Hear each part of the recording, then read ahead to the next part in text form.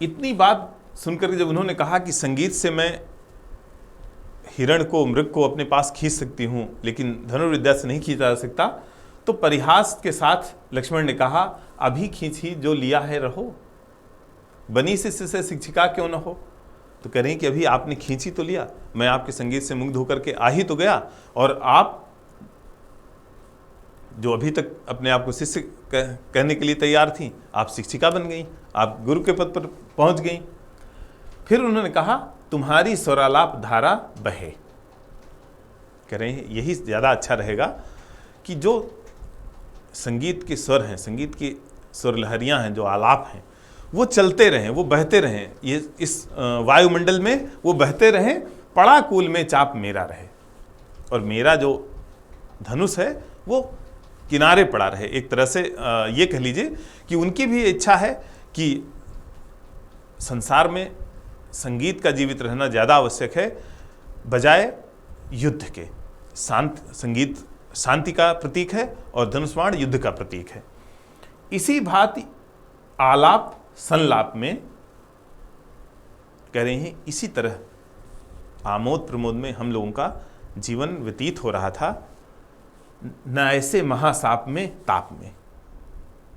इसको कोष्ठक में लिखा है मैथिली शरण गुप्त जी ने,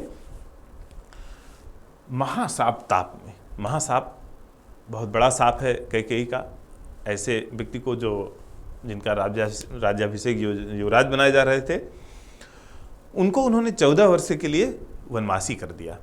जो लोग एक राजप्रासाद में राजा की तरह जीवन यापन कर रहे थे, हम लोग शायद आज के इस लोकतंत्र के युग में राजा का जीवन क्या होता था उसका अंदाज़ा न लगा सकें।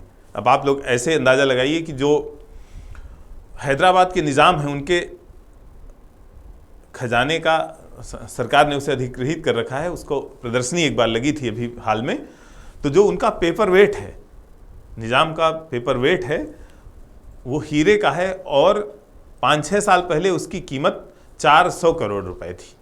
अब आप सोचिए कि कितनी अधिक संपत्ति, कितनी अधिक दौलत राजाओं के पास होती थी। तो कह रही हैं, ना इसी भांति आलाप संलाप में, ना ऐसे महासाप में ताप में। जो तपिश है, जो विरह की अग्नि है, वो है, और महासाप जो उनको ग्रसित किए हुए है। हमारा यहाँ काल था बीतता, कह रही इसी तरह आलाप संलाप में हम लोगों का वक्त बीतता था, हम लोगों का समय बीतता था, हम लोगों का जीवन व्यतीत हो रहा था। न संतोष का कोस्था रीतता। वो लोग अपने जीवन से पूर्ण संतुष्ट थे, किसी तरह का कोई कष्ट नहीं था। सभी प्रकार के सुख जो भी इस संसार में संभव थे वो सब उनके पास थे। न संतोष का कोस्था रीतता, अरे हरे हाय क्या से यहाँ क्या हुआ। करें इतने सुख के जो क्षण थे, अचानक ईश्वर ने पता नहीं कहाँ से कहाँ पहुँचा दिया, क्या से क्या हो गया। अरे हाय क्या से यहाँ क्या हुआ, उड़ा ही दिया मंथरा ने सुआ। सुआ माने होता है तोता। तोते को लोग रखते हैं पिंजरे के अंदर। तो कह रही हैं कि जो उड़ा ही दिया मंथरा ने सुआ, मंथरा ने ही प्रेरित किया था, दुष्प्रेरण एक तरह से कह सकते हैं, प्रेरित किया था कैकेयी को इस तरह के वर मांगने के लिए। तो कह रहे हैं कि उसने एक तरह से उस जो उनके प्राण थे, जो प्रीतम थे, उनको उस तोते, प्रीतम रूपी तोते को उड़ा दिया। हिया पिंजरा शून्य माँ को मिला, और उनका जो हृदय है वो पिंजरा, जैसे खाली पिंजरा रह जाए और तोता उड़ जाए, कह रहे वैसे ये शरीर रह गया, गया सिद्ध मेरा रही मैं शिला। शिला कह रही मैं पत्थर रह गई, और जो मेरा सिद्ध था, जो मेरे ऊपर बैठता था, जिससे मेरी शोभा थी।